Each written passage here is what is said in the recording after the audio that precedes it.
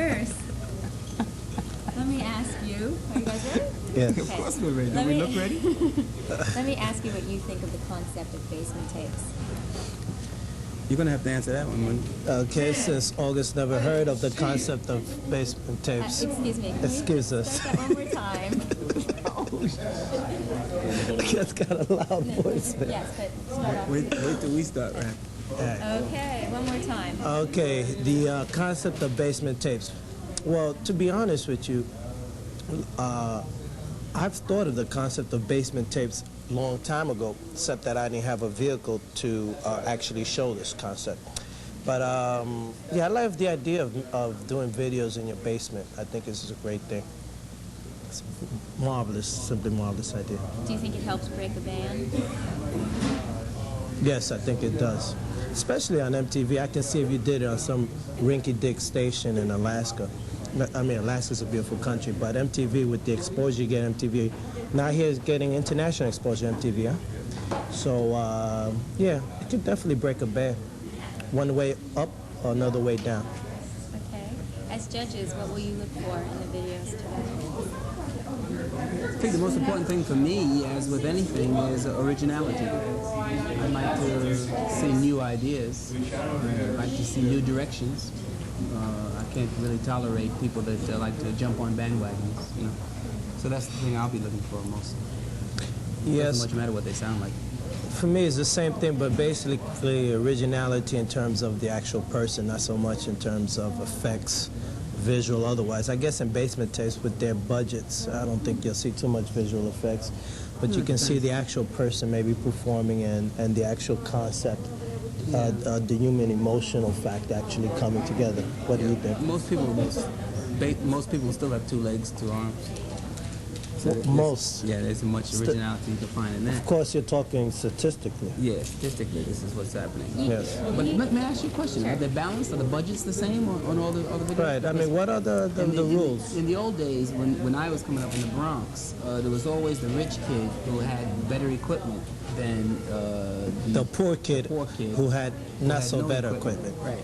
And so is it the same way here? I mean, do some kids... You have to ask Dana about the actual rules, but I don't think they're balanced. We could ask her after the interview. Okay. I think that, you know, each could do what they can do. Oh, really? I don't think they're Well, that's not fair. But, you know, I'm going to point out something. Maybe he doesn't realize, but I have sent personally our videos to basement tapes, and they've never been picked.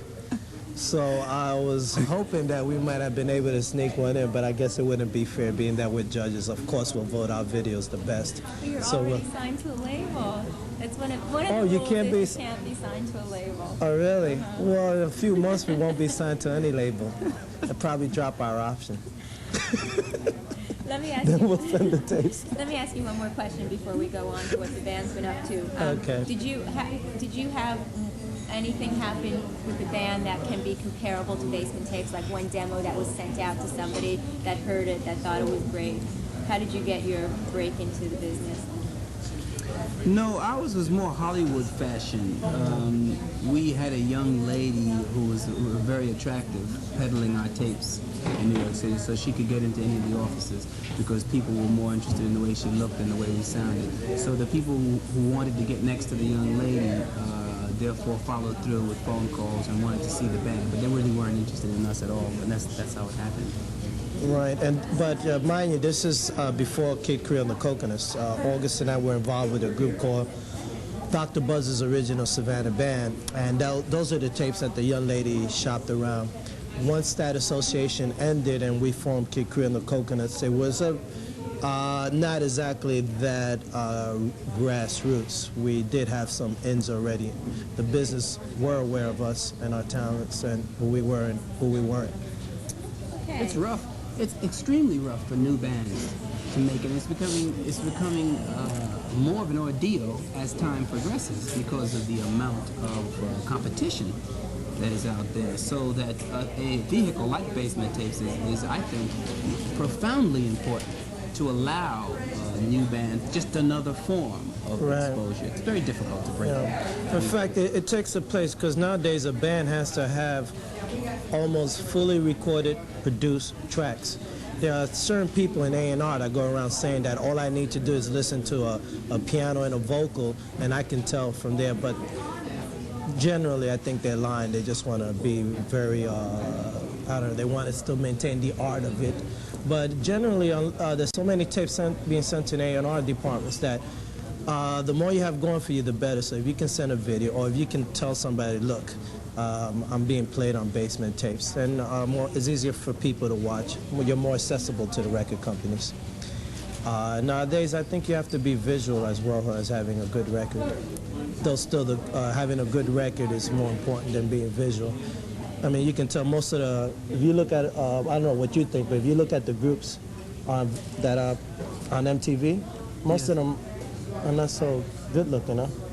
I don't really know. Okay, let's move on. Let me ask you what the group has been up to, and if you can mention your latest album. Oh yes. Oh yes. Yes. We've just finished a 6.5-month tour of Europe, and we're back here in the States, which is our homeland, by the way, America. And we're continuing the tour here. The latest album is a piece called In Praise of Older Women and Other Crimes. And the first single from the album was a song called Endicott. And we had an accompanying video for that. And now we're just doing some cities, touring America and doing some key cities for us. It's a very large band. It's a 17-piece band, and we travel with an entourage of over 120 people. So it's very expensive. So therefore, we can't play all of America the way we play Europe because the demand is not as great here, unfortunately. But we do play the key centers: New York, Miami, Los Angeles, San Francisco, Washington. You're very popular in Europe, and like you said, the demand isn't quite as great here. Yes. Why do you think that's so?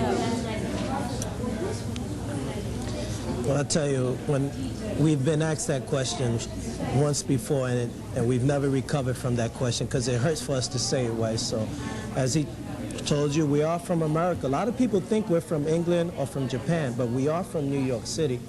And the problem is somehow... The problem is that anything sells in Europe, but here you got to be really talented, and we're not that talented. No, to be honest, he's right. We're not that talented, but the other side of it is, or rather, he's not that talented, but I am. I'm very talented, and Europeans recognize this. They're not as they're exposed to more in Europe. For example, you can listen to a radio station and look at TV and you'll see diversified acts. You'll see acts in France, you can hear acts from Germany, acts from Spain, acts from South America, and acts from the United States. Over here, if you listen to a radio station, everything is spoken in English generally, and then you have this amazing pressure on the radios, whereas a lot of socialized radios are radios sponsored by the government there that you don't have to worry about ratings. The disc jockey or the programmer doesn't have to worry about losing his job. He can program anything. Over here, they got to program what sells or what they think is going to sell. Our music sells. Our music is mainstream pop. And the only problem is that the people out there in the United States don't realize it because they're wearing blindfolds. What do you think? Whatever. Sounds good to you, huh?